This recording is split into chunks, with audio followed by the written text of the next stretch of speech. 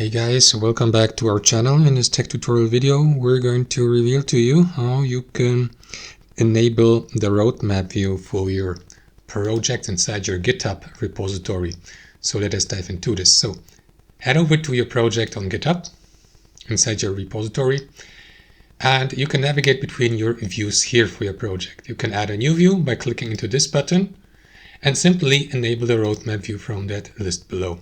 Let me just close that notification here.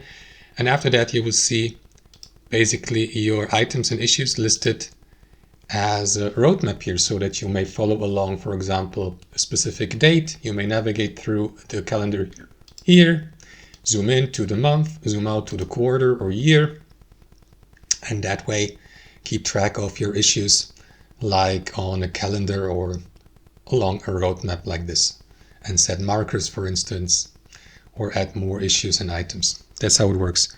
Thanks for watching. Hope you enjoyed it, got some value from it, and we catch you later.